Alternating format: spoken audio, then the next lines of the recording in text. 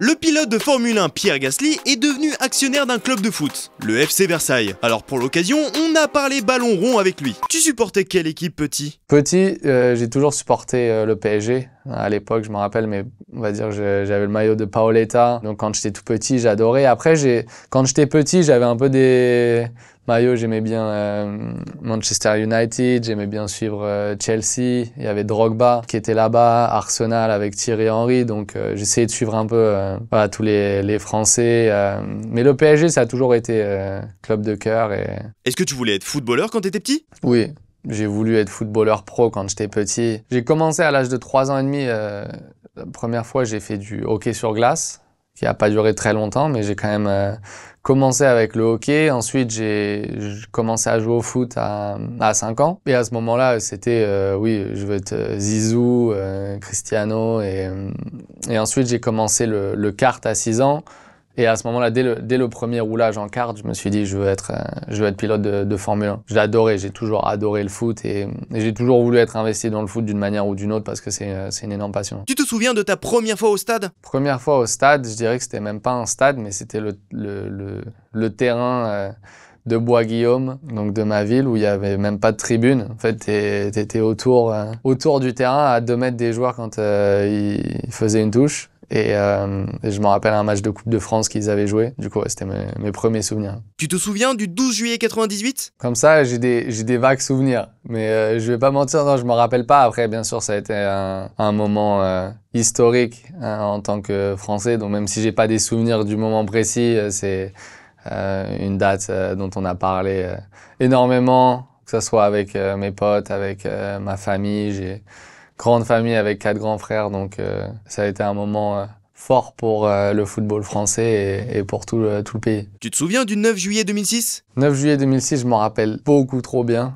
Ça a été un désastre. Je me rappelle, j'étais sur une piste de kart dans le nord de la France, à Douvrin. On avait un championnat de France. Et c'était le samedi soir après la qualif. Cette époque-là, j'étais dans un camping-car avec mes grands-parents pour rester sur le circuit, avec mon cousin qui a double nationalité français-italien. Et ça a été un enfer.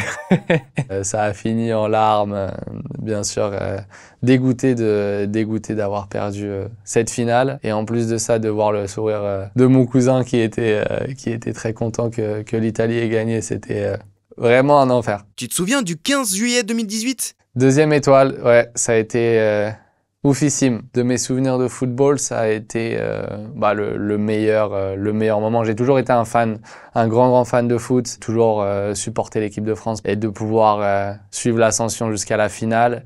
Et surtout de voir à quel point ça a réuni tout le pays. Je me rappelle, j'ai encore des souvenirs chez moi à Rouen. J'ai jamais vu autant de monde dans les rues. Tout le monde était vraiment heureux. Il y a eu pendant une semaine ou deux, juste c'était la folie partout en France. Et après, quand on voit les célébrations à Paris et tout, c'était juste un des meilleurs moments, je pense, de l'histoire du sport pour la France. Ça fait quoi de marquer au Vélodrome? Ah, ça fait du bien de marquer au Vélodrome, je vais pas mentir.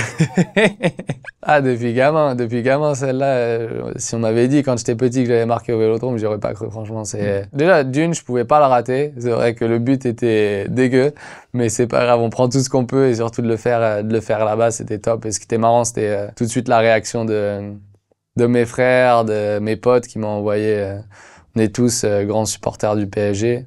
Et du coup, non, c'était assez spécial. Et tu te souviens du 18 décembre 2022? Alors, oui, la finale au Qatar, j'y étais. Je vais pas mentir, ça a été un des matchs qui m'a donné le plus d'émotion, où j'étais vraiment en transe, voilà, dans la tribune, parce qu'il y a eu tellement de rebondissements. On est passé de 60 minutes où on se faisait dominer et j'arrivais pas à comprendre ce qui se passait, à d'un seul coup à revenir 2-2, à vraiment penser qu'on allait même gagner avant la 90e minute. Et c'était juste dingue de voir l'atmosphère. C'est vrai que je me rappelle encore de l'atmosphère et les Argentins qui sont venus et qui ont vraiment mis un tifo de dingue et une énergie vraiment impressionnante. Et puis de voir l'enjeu, c'était ma première finale de Coupe du Monde à vivre. Voilà, de pouvoir supporter mon équipe depuis la tribune, c'est quand même pas quelque chose qui arrive souvent. J'espère que ça sera pas la dernière fois. Mais c'était un moment très fort et puis après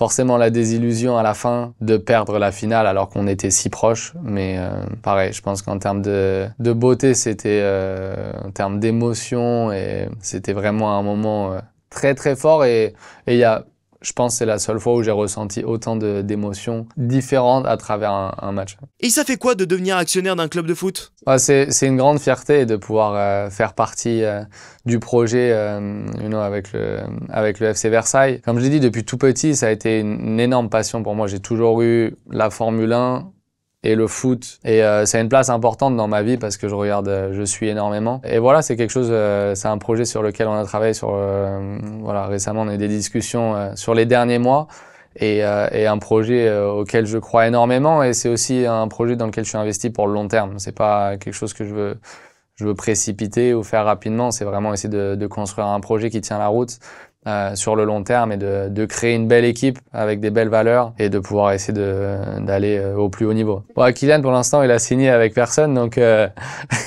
on verra. Je pense qu'il a encore un peu le temps, plus sur sa retraite, une fois qu'il est un peu fatigué du haut niveau, qu'il a envie de revenir à Paris.